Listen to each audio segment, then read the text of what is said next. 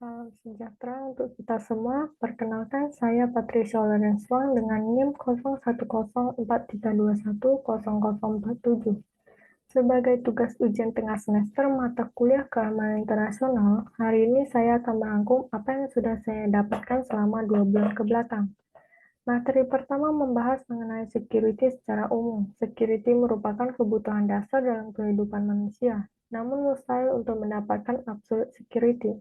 Hal itu dikarenakan ancaman seringkali berasal dari manusia itu sendiri, sehingga untuk mencapai absolute security perlu mengorbankan kehidupan sosialnya.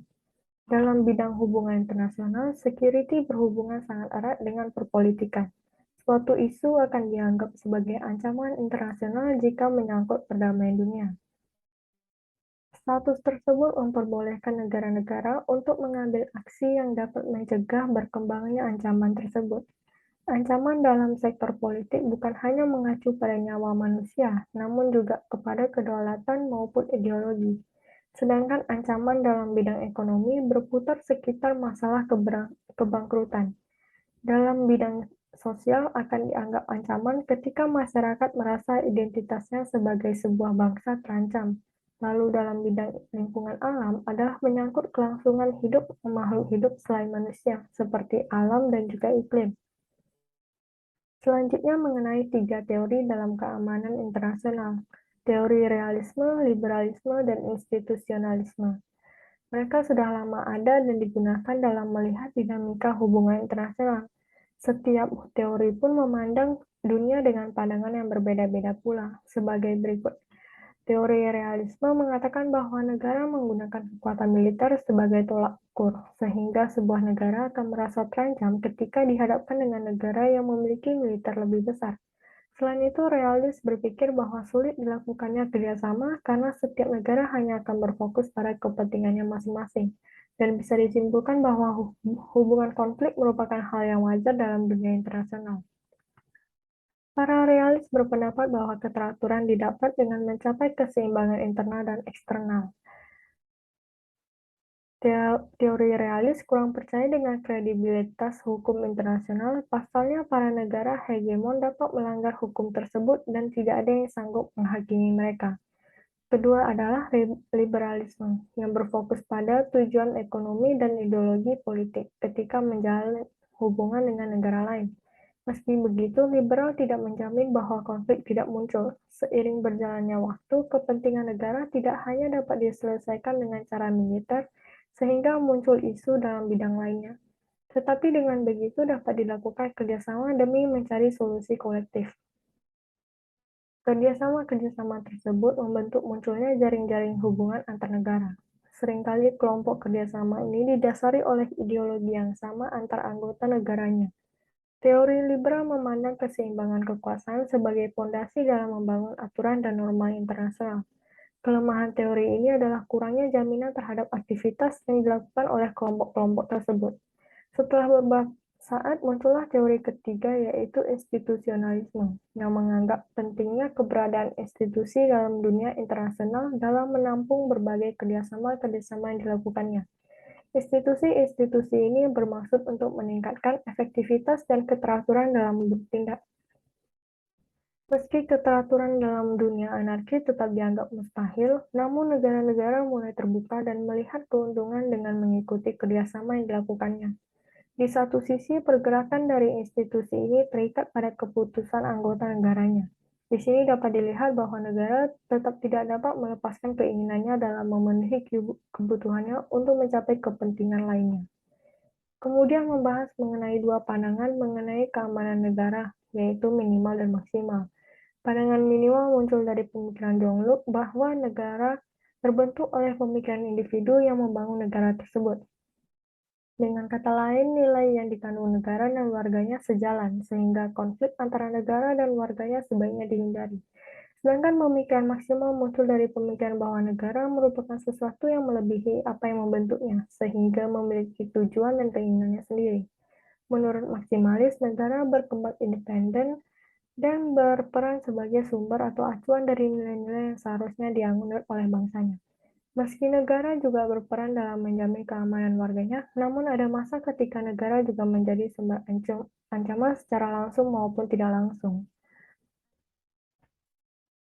Individu dapat merasakan ancaman ketika negara terlalu berlebihan dalam menerapkan undang-undang dan hukumannya. Negara memberikan keamanan kepada individu dengan cara memberikan ancaman yang biasanya diterapkan demi mencapai kebaikan bersama.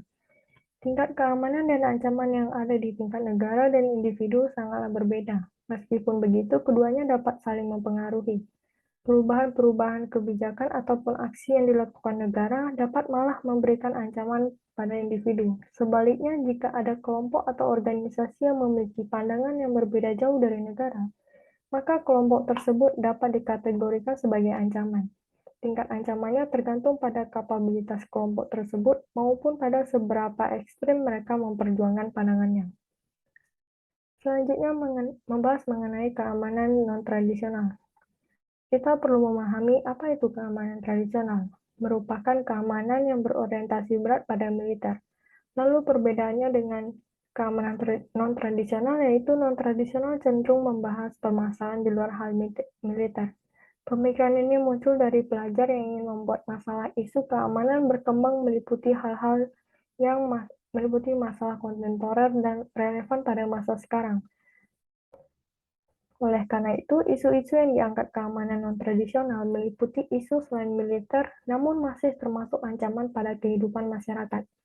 Karakteristik dari isu-isu keamanan non-tradisional adalah ancamannya bersifat transnasional. Ancaman tersebut tidak berasal dari persaingan atau perebutan kekuasaan. Permasalahan kelangkaan SDA dan imigrasi irregular sering menyebabkan ancaman kepada negara dan masyarakat. Solusi pemerintahan nasional seringkali tidak cukup sehingga memerlukan kerjasama. Pusat perhatian terdapat pada masyarakat, namun masih melingkupi negara. Sejauh ini bisa dilihat bahwa kekhawatiran keamanan non-tradisional terdapat pada kesejahteraan umat manusia, dengan kata lain keamanan manusia.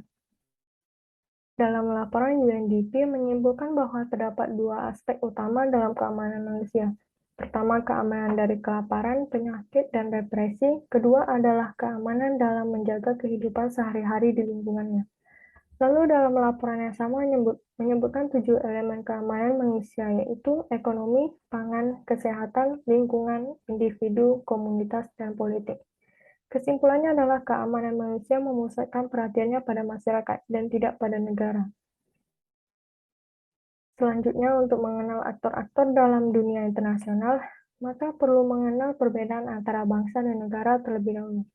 Bangsa berarti sekumpulan orang yang memiliki hubungan kesamaan, mau itu dalam hal budaya, bahasa, sejarah, dan lainnya.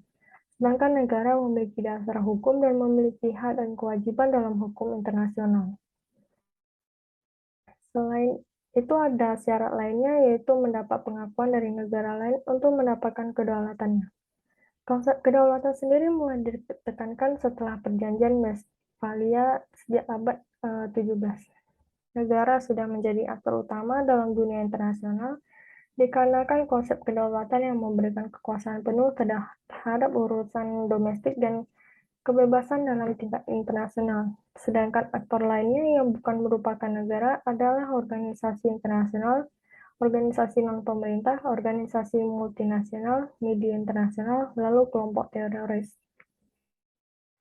Organisasi internasional merupakan institusi resmi yang dibentuk sendiri oleh banyak negara dengan membuat perjanjian multilateral. Perjanjian awal membatasi pergerakan organisasi tersebut. Organisasi internasional bergantung berat pada anggota negaranya untuk bergerak. Oleh karena itu, seringkali organisasi internasional tidak dapat berjalan dengan baik jika anggota negaranya merasa tujuan yang dicapai tidak sesuai dengan keinginan nasionalnya. Selanjutnya, organisasi non-pemerintah dibentuk oleh individu yang berkomitmen pada berbagai macam isu, dan organisasi ini tidak memihak pemerintah negara manapun. Biasanya terbagi atas dua kategori, yaitu yang bergerak demi tujuan universal dan bersifat sukarela, lalu yang bergerak demi tujuan pribadi. Kategori pertama biasanya bergerak untuk meringankan isu-isu yang berhubungan dengan isu humanitarian, isu HAM, dan isu lingkungan. Sedangkan kategori kedua bisa juga dengan organisasi multinasional. atau yang biasa disebut organisasi transnasional. Mereka bergerak untuk memenuhi keinginan sekelompok yang terlibat, biasanya bergerak dalam bidang komersial ataupun ekonomi. Setelah itu ada mengenai perkembangan pandangan dunia mengenai dinamika kekuasaan setelah Perang Dingin berakhir. Setelah Perang Dingin selesai, ada 3 pandangan utama mengenai keamanan struktur internasional, yaitu neorealis. Yang pertama, neorealis berfokus pada peran negara dan kekuasaan negara. Pandangan ini cukup kaku karena hanya mengetahui struktur bipolar, unipolar, ataupun multipolar. Yang kedua adalah globalis, lebih berfokus pada pendekatan kultural, transnasional, dan internasional ekonomi politik. Yang ketiga adalah regionalis, di mana jika globalis percaya akan teritorialisasi, maka regionalis lebih percaya pada pertumbuhan kawasan teritorial. Sekian dari saya, terima kasih.